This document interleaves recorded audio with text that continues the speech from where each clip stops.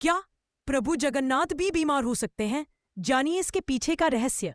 ज्येष्ठ पूर्णिमा के दिन भगवान जगन्नाथ, बलभद्र और माता सुभद्रा का 108 कलशों के पवित्र जल से महाअभिषेक किया जाता है।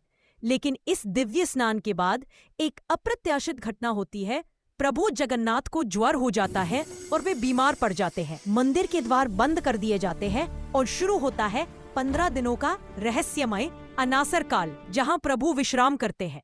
इस रहस्य को समझने के लिए हमें अतीत में जाना होगा। पुराने समय में पुरी में माधव दास नाम के एक महान भक्त रहते थे। उनका जीवन बस एक ही चीज के इर्द गिर्द घूमता था, जगन्नाथ प्रभु। वे अकेले रहते, प्रभु के भजन गाते और प्रसाद से ही अपना जीवन चलाते। एक दिन माधव दास गंभीर रूप से बीमार पड़ गए। तेज ज्वर, कमजोरी, उल्टी दस्त, इतना कि चलना भी मुश्किल हो गया। उन्होंने आंखें बंद कर कहा, प्रभु अब आपका ही सहारा है। बेहोशी की हालत में जब वे गिरे पड़े थे, तभी उनके दुख को देखकर स्वयं भगवान जगन्नाथ एक साधारण सेवक का रूप लेकर उनके सामने प्रकट हुए। वे माधव दास के मैले कपड़े धोते, उनका शरीर पोंछते, कड़वा काढ़ा पिलाते और अपने हाथों से भोजन भी करवाते। प्रभु के लिए कोई काम छोटा नहीं था।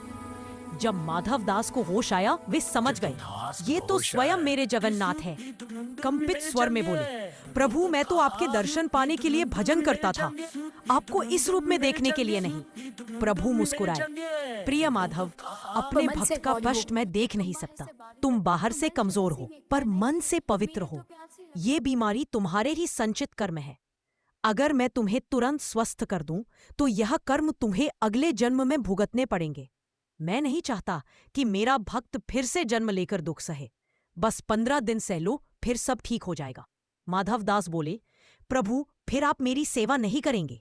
मैं मंदिर में जाकर यह सब सह लूंगा। पर वे नहीं जानते थे कि ये कोई समाधान नहीं। प्रभु ने उनके 15 दिनों का कष्ट स्वयं अपने ऊपर ले लिया। माधव दास चमत्कारिक रूप से स्वस्थ हुए और मंदिर पहुंचे। लेकिन मंदिर में दृश्य देखकर स्तब्ध रह गए। भगवान जगन्नाथ स्वयं बीमार पड़ गए थे।